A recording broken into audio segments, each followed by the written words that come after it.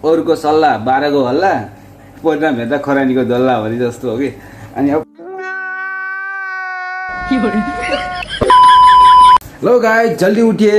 अरे यार नहीं सुनेगा, ज़्यादा मत सुतो यार, प्लीज उठो यार, बहुत काम करना है। तो मैं आज बना रहा हूँ रोटी। मैं ठेचा रोटी बना के खाएगा और मेरा को चलेगा। सो यार मैं ना आज पनि मलाई राति मलाई निद्रै लागेन।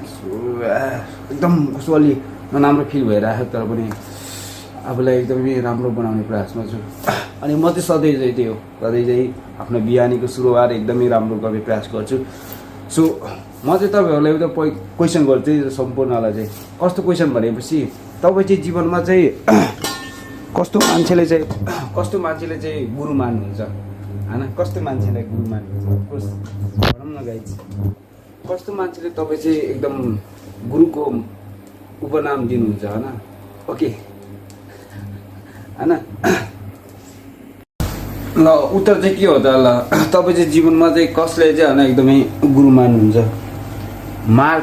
परामर्शदाता कि मार्गदर्शक? म चाहिँ जीवनमा चाहिँ मार्गदर्शक नै एकदमै गुरु मान्छु। ल किनभने एउटा सल्लाह भनेको चाहिँ सस्तो चिज पनि हो हैन? र त्यही एउटा सल्लाह भनेको चिज के हो थाहा छ? अरूको सल्लाह 12 को हल्ला परिणाम हेर्दा खरानीको दल्ला भने जस्तो हो कि।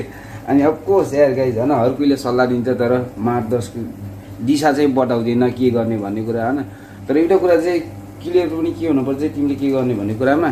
अनि अफकोर्स तिमीले चाहिँ त्यसको बारेमा थाहा छैन भने कसैले चाहिँ तिमीले त्यसको बारेमा बताउँछ र देखाउँछ भने हैन, अफकोर्स त्यो चाहिँ मार्गदर्शक हो। अनि त्यो नै मेरो गुरु हो क्या।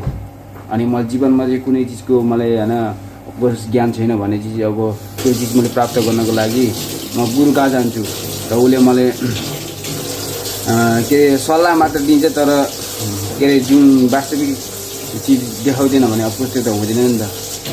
त्यही भएर चाहिँ मेरो चाहिँ मार्गदर्शक चाहिँ के हो थाहा छ? हेलो आयो मार्गदर्शक चाहिँ मार्गदर्शक हो कि। अरे मेरो गुरु चाहिँ एकदमै मार्गदर्शक हुनुहुन्छ ल। ओके नै ओके म चाहिँ रोटी बनाउँदैछु ल। अनि म रोटी खाएर कला जाने।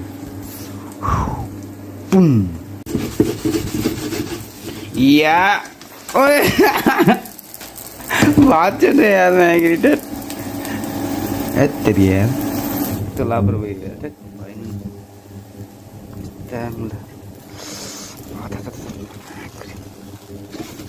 यार राम्रो भएन कि यार। ओके अरे बाबा रे कस्तो दामी हो कि।